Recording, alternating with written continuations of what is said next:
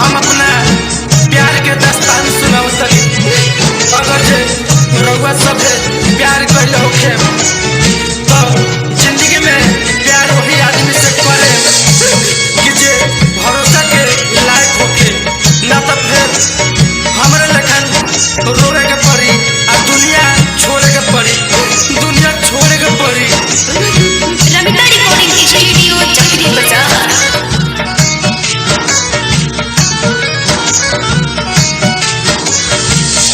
शादी के दिने तोहरा खेल जाए जान पर, शादी के दिने तोहरा खेल जाए जान पर।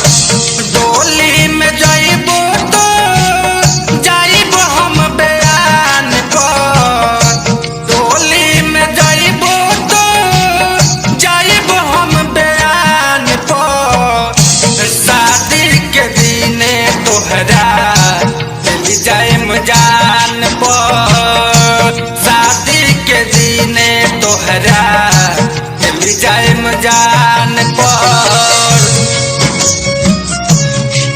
रमिता रिकॉर्डिंग स्टूडियो चक्री बाजार। मरने के बाद भी मेरी आंखें खुली रहेंगी, मरने के बाद भी मेरी आंखें खुली रहेंगी, क्योंकि आदत सी हो गई है तेरे इंतजार की, तेरे इंतजार की।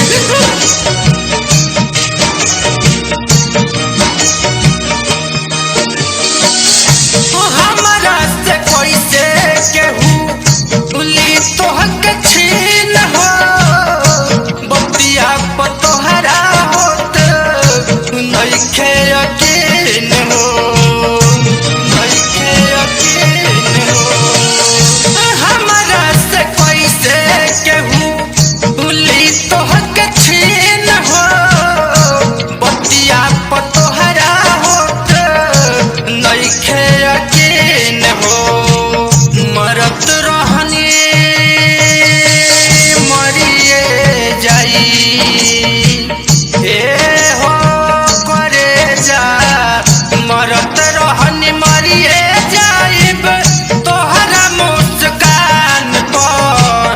डोली में जइह तू जाइब हम बयान पर। सुना था इश्क आग का दरिया होता है, सुना था इश्क आग का दरिया होता है।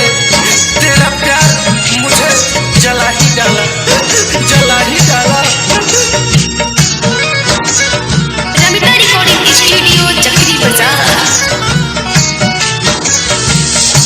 होके हमारे बनबू दोसरा के कनिया, मसरी लगाल में दे दो आपन ओढ़निया, आपन ओढ़निया। होके हमारे बनबू दोसरा के कनिया, मसरी लगाल में दे दो आपन ओढ़निया। फेर बुझहिया पानी, फेर बुझहिया पानी रानी हमरा एहसान पर। डोली में जइह तू जाइब हम बयान पर, डोली में जइह तू। हमसे दूर जाओगी कैसे, हमसे दूर जाओगी कैसे, राम बाबू को दिल से भुलाओगी कैसे। हम वो खुशबू है जो सांसों में बसते हैं, हम वो खुशबू है जो सांसों में बसते हैं। उन सांसों को रोक पाओगी कैसे, रोक पाओगी कैसे, रोक पाओगी कैसे। दिलवा के बात रोई पहिलू हमसे शेर हो, जानो त लोग बावे तोहरा से अफेर हो।